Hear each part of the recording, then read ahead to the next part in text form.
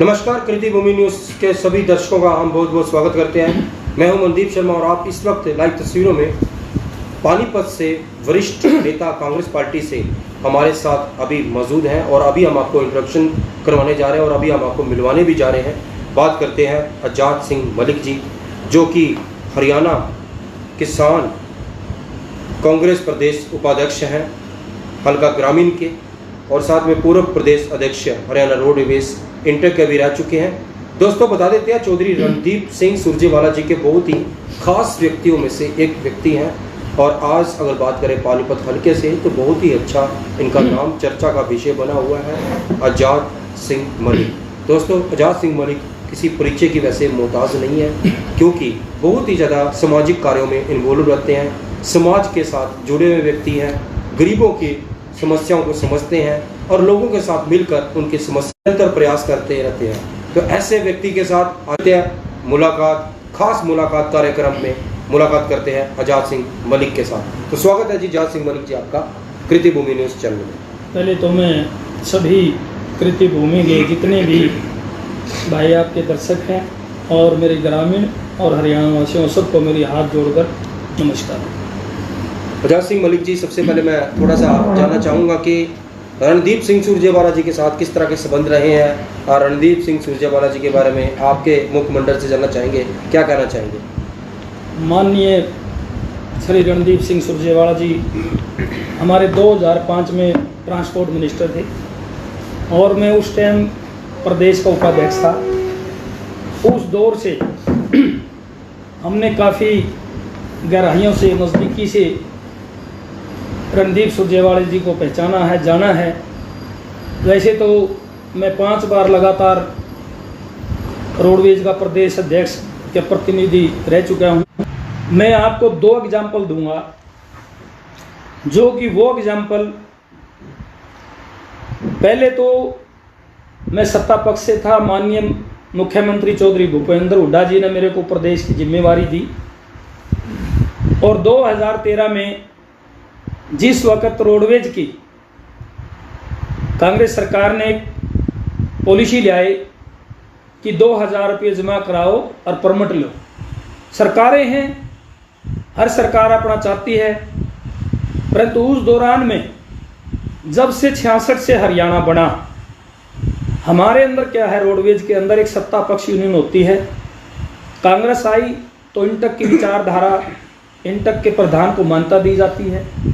चौटाला साहब की आई तो महासंघ से थे हमारे स्वर्गीय पूर्व प्रधान बलदेव सिंह, और ये अपना भारतीय मजदूर संघ आई तो बीजेपी की विचारधारा से। इसी तरह जो सरकार की विचारधारा का प्रधान होता है उसको मान्यता दी जाती है। तो मेरे को 2009 में जब दोबारा कांग्रेस की सरकार आई, हमारे ओम प्रकाश ट्रांसपोर्ट मंत्री थे और माननीय मुख्यमंत्री चौधरी भूपेंद्र हुड्डा जी थे, तो इन्होंने हमारे को इसका मौका दिया। परंतु मैं ये बात कहना चाहता हूं कि पहला प्रधान सत्ता पक्ष का, चाहे कोई भी सत्ता आई, आजाद मलिक ने अपने रोडवेज विभाग के कर्मचारियों के लिए प्रधानी को त्याग दिया था। 2000 रुपये में परमिट की पॉलिसी आई तो मैंने माननीय मुख्यमंत्री जी से कहा कि जी इस तरह 2-2 हज़ार रुपये में परमिट दिए जाएंगे तो हमारी रोडवेज तो खत्म हो जाएगी। तो मुख्यमंत्री जी ने कहा कि हमने जनता को देखना है। हमने कहा जी हमने जनता को भी देखना है और विभाग को भी देखना है।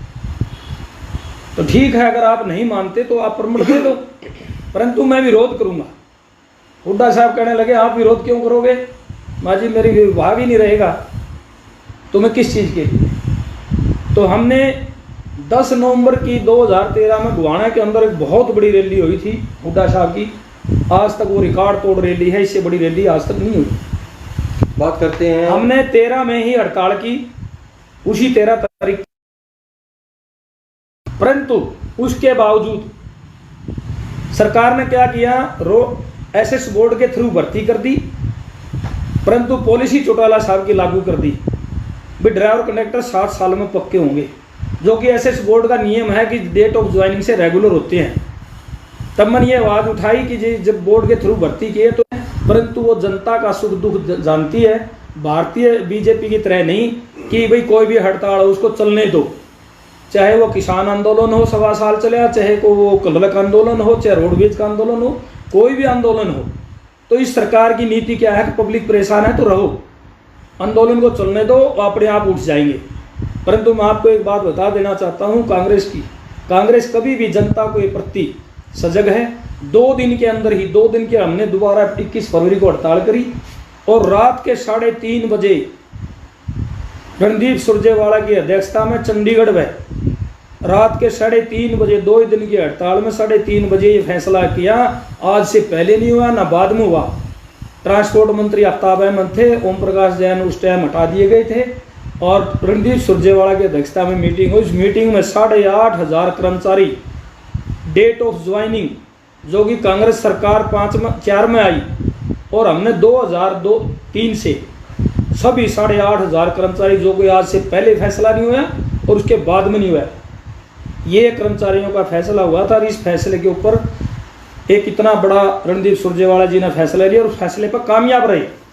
रात को 3:30 बजे टाइप की बजाय हाथ से लिख करके समझौता हाथ में दे दिया था और तब सुबह हमने उसकी घोषणा करी और तब सुचारू रूप से काम चला। पहली तो बात मैं ये बात बताना देना चाहता हूँ कि रणदीप सुरजेवाला एक कलम के और जबान के धनी है। दूसरा उदाहरण देता हूँ कि एक बार क्या हुआ कि व्हीकल एक्ट आया था, हमारे अंदर हड़ताल की काल आ गई दूसरे संगठनों में, जैसे एटक है, ईटक, ये है लाल सलाम। तो हमने कहा भी ये केंद्र का मामला है, स्टेट गवर्नमेंट का नहीं है। परंतु ठीक है, कर्मचारी अपने हर अलग अलग संगठनों से जुड़े हुए हैं, हमारा काम था गाड़ी चलाना, उनका काम था रोकना।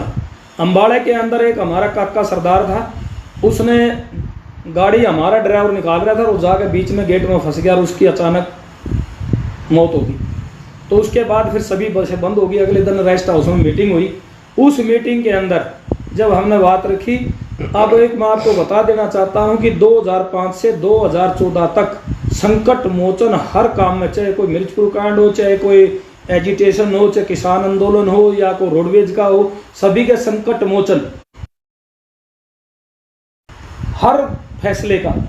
और उस पे जो सामने संगठन थे, पब्लिक भी ये यकीन करती थी कि वाकई में जो जबान करके जाएंगे बीजेपी की सरकार की तरह नहीं, वादा करके उठा देंगे पीछे, फिर कोई बात नहीं। उस दौरान एक ऐसा फैसला किया, हम गए, आज क्या है, अगर फादर सी में है तो कुछ भी एजुकेशन है उसको डी में मिलेगी। परंतु उन्होंने ऐसा कारनामा करके दिखाया, आज भी सर्विस करते हैं। उसकी पुत्र वधू MM में थी, गवर्नमेंट कॉलेज में लेक्चरर लगा दी। जो कि ड्राइवर C ग्रेड में था, उसकी पुत्र वधू B ग्रेड में लगा दी। ऐसा कारनामा हमने आज तक कभी नहीं देखा, वो ऐसे जबान के और कर्म के। और रही मेहनत की बात, मैं आज दावे से कहता हूँ, कर्नाटक के अंदर 2 साल से प्रभारी बने। पिछली 7 मार्च के महीने में पोती हुई है और मैं भी कर्नाटक में गया हूँ, CV रमन कॉन्स्टिट्यूंसी बेंगलोर के अंदर ऑब्जर्व लगाया गया था। मैं वहाँ 10 दिन रहा। जिस प्रदेश के अंदर भाषा मेल नहीं खाती, खाना मेल नहीं खाता, और वहाँ पर जाकर कांग्रेस को कितनी बुलंदियों पर चढ़ाया। और उसके उपरांत 6 महीने के दौर में सिर्फ 1 दिन चंडीगढ़ आएगा, अपनी पोती के दर्शन करके गए हैं। इतनी मेहनत और इतनी लगन से वो व्यक्ति कांग्रेस पार्टी के अंदर अपनी दिन रात मेहनत करके, और उसी तरह फिर केंद्र नेतृत्व ने विश्वास करके अब मध्य प्रदेश के अंदर प्रभारी बनाए। और मध्य प्रदेश के अंदर भी उसकी मेहनत और उसकी वो रंग ले आएगी और 5 स्टेटों में कांग्रेस का परचम लहराएगी। इसके बावजूद जहाँ जहाँ कांग्रेस की सरकार है, हिमाचल है, राजस्थान है, वहाँ पर OPS को लागू कर दिया है। और OPS ही एक ऐसा सहारा है एक एम्प्लॉयज को जो 35, 30, 40 साल सर्विस करके और वो सारी कमाई अपने अपने बच्चों को हैंडओवर कर देता है। उसके बावजूद भी सिर्फ एक पेंशन ही बचती है जिसके सहारे वो अपना मान सम्मान जीने का अपना अधिकार रखता है, ताकि उसका अपना मान सम्मान बना रहे। और वही चीज़ खत्म हो जाए तो बुढ़ापे में इसीलिए लोग गवर्नमेंट नौकरी की तरफ भागते थे कि भाई गवर्नमेंट एम्प्लॉय से भले ही 2 रुपये कम मिल जाएं, परंतु बुढ़ापे का सारा एक पेंशन के सारा एक अमाउंट में मान सम्मान से अपनी ज़िंदगी व्यतीत कर सकते हैं। तो ये OPS कभी लागू नहीं करेगी। सारे संगठन कांग्रेस की घोषणा में है कि सरकार आई तो हम OPS को लागू करेंगे। रही बात व्यापारी, आज के दिन कोई व्यापारी खुश नहीं है, कोई किसान, कोई मजदूर, किसी का भी कोई एक तो ये कहे कि भाई हम इससे संतुष्ट हैं। रही बात सरपंचों की, सरपंचों का आपका अधिकार बिल्कुल सारा हरियाणा से जितनी भी सरपंच एसोसिएशन है, नंबरदार एसोसिएशन है, चौकीदार है, आज एक वर्ग तो भी नहीं। रही बात जी कांग्रेस पार्टी इतने भारी बहुमत से आएगी कि कोई दोहराए नहीं। कभी चौधरी देवीलाल के 85 विधायक आए थे, हमारे तो ऐसा लगता है जनता की उनकी आवाज़ सुनकर कि इनके 5-4 रहेंगे, सुपड़ा साफ होगा, इतना भारी बहुमत कांग्रेस का आएगा। मैं आज के दिन कांग्रेस का प्रदेश किसान कांग्रेस का प्रदेश उपाध्यक्ष हूँ और रोडवेज से मैं इंटक का स्टेट का 5 बार प्रधान रह लिया। हमारे को कोई मैसेज ही नहीं था, तो सभी को मैसेज दो ना। बिल्कुल। और ये कहता हूँ मैं, चलो वो प्रभारी जी ये कहते हैं भाई हमारे पास संगठन नहीं है, हम किसको, भाई हमारे नेताओं को दो, नेता हमारे को देंगे। अभी तक तो जिलाध्यक्ष नहीं बना, वो फिर बनने के बाद जिलाध्यक्ष की ड्यूटी बनेगी, भाई वो सबको करो। अभी हमारा जिलाध्यक्ष नहीं है, परंतु नेताओं को मैसेज दो, सभी आए, सभी बैठकर उसमें बात करें। आप एक तरफी, मैं एक बात कहना चाहता हूँ, एक कौम से और एक आदमी से कभी भी संगठन नहीं चलता और ना कभी बहुमत मांगते। कोई सोचता ना कि मैं ही कांग्रेस हूँ और मेरे से ही कांग्रेस आएगी, नहीं आएगी। 36 बरादरी से और सभी को संगठन में साथ मिलने से सारी चीज़ होगी। भारत जोड़ो यात्रा से राहुल गांधी ने बहुत बड़ा संदेश दिया। संदेश मिल रहा था, पब्लिक बड़ी आ रही थी और इतनी पब्लिक और इतना बढ़िया संदेश, और वो हर आदमी को गला लगा रहे थे। मैं देखा मेरे सामने, मैं साथ चल रहा था, एक बंदा बेचारा कोंड के पास से सामने से उसने आवाज़ लगाई, फिर ये राहुल जी, और राहुल जी की नज़र पड़ी, कोई उसका तो कोई ये नहीं था कि भाई रणदीप सुरजेवाला है या कोई हुड्डा साहब है। चलो हमने तो नहीं कहा भाई वो मिलवा रहे थे, परंतु उसको तो कोई मिलाने वाला नहीं था। जैसे आवाज़ हमारी दौड़ का आया, सांस चढ़ रहे थे, आते उसने उल्टी कर दी और पैरों में उल्टी पड़ी और वो कमर पे ऐसे हाथ रह रहे, वो एक बार भी ये नहीं कहा पीछे नहीं पैर हटाए। मैंने तो इससे बड़ा कोई इंसान नहीं देखा। नहीं आजकल तो को कपड़े का चीटी लगने तो वैसे ही खड़े रहे और मैं साथ में खड़े हूँ।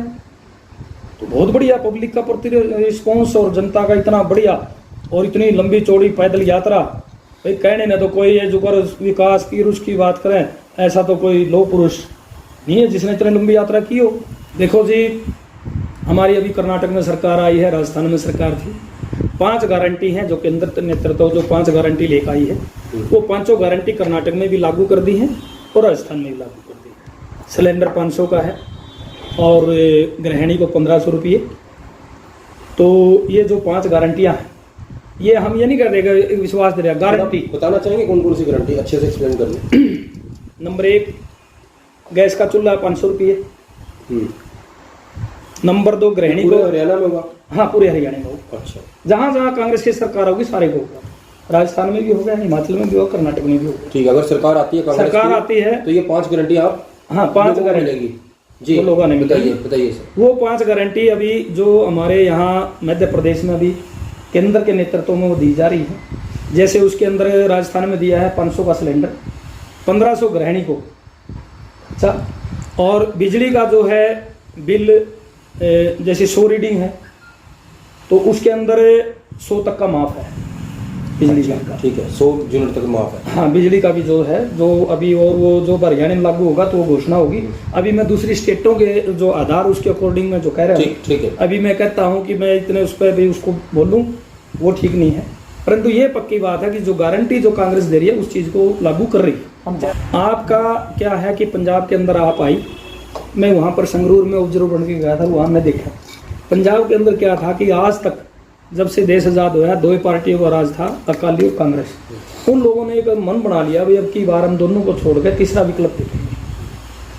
हमारे यहाँ वो आम आदमी का फैक्टर नहीं चलेगा। रीजन कि हमारे यहाँ तो संसद में 3 पार्टी बन चुकी थी। चौधरी देवीलाल मुख्यमंत्री बने, कांग्रेस पार्टी, बीजेपी राष्ट्रीय पार्टी है। आज तक कोई भी जो भी मुख्यमंत्री बनता है तो चलने का रास्ता नहीं है।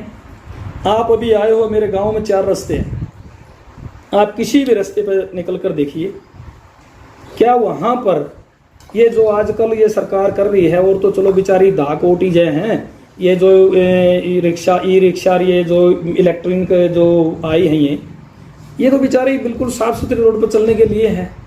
इन्होंने यहाँ पे एक बार गाँव से लेकर 4 चक्कर मरवा दो, चौथी बार इसको एजेंसी में लेकर जाना पड़े। और जनता ने एक मन बना चुकी है कांग्रेस का, और कांग्रेस से ही बड़ी बहुमत से आएगी।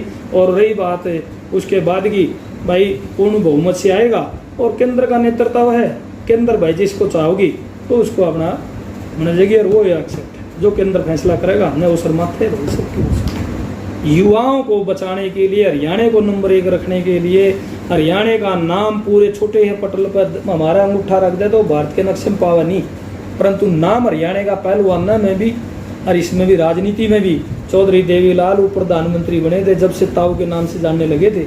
छोटा हा प्रांत है हमारा, और आज कोई भी स्पोर्ट्स का गेम हो तो हरियाणा का नाम ऊपर आवा है। इसको बचाने के लिए सबसे मेरी तो यही अपील है कि अपने अड़ोस में पड़ोस में अगर फिर भी कोई पुलिस वाला ऐसी को कोताही बरता इग्नोर करे तो 4 आदमियों ने कहो और करके भाई इस बात में बचा कर रखो। ये हमारे नस्ल की जो है ना, ये जो मीडियम जो परिवार हैं, जितने भी आम परिवार हैं, इनके पास 2 ही चीज़ है, इनके पास ही से जवान निकलता है, इनके पास से ही पहलवान निकलता है। मीडियम परिवार का घर का ही बच्चा पहलवान बनता है और वही देश का जवान बनता है। बड़े घरानों के कभी पुलिस में नहीं जाते, उसमें फौज में नहीं जाते और ना वो कभी कुश्ती में करते। आपने एक मेडल को बता दो जवान का हो, एक मेडल बता दो को पहलवान का हो। ये मीडियम परिवार, और मीडियम परिवार ही आम जनता 80% है, और इन्होंने ही देश की आन और बान और शान सारा काम इन्हीं लोगों के कंधे पर है। व्यापारी तो व्यापार करना है। कदे कांग्रेस की सरकार थी, हरियाणा नंबर 1 था, और अब हर चीज़ में, बेरोजगारी में भी, व्यापार में भी, हर चीज़ में हरियाणा पीछे। तो मेरा ये मानना है अगर हरियाणा सजग नहीं हुआ, पंजाब तो पूरा लपेट में आ चुका है, बुरी तरह लपेट में आ चुका है। पंजाब का सट्टा हरियाणा है, वो एंट्री हरियाणा में भी होगी। और हमारे कुछ डिस्ट्रिक्ट जैसे सिरसा है, फतेहाबाद है, जो पंजाब का लगते, वो बिल्कुल पंजाब के बराबर में पेट में आ चुका। अगर सही मायने में अगर पुलिस ये चाहे, कहा करे ना देसी कहावत है कि हम तो भाई पहले करने से पहले भी अगर सही हमारे दिल में है तो हम तो पहले ही उसको ये करते युग ये करने जा रहे हैं।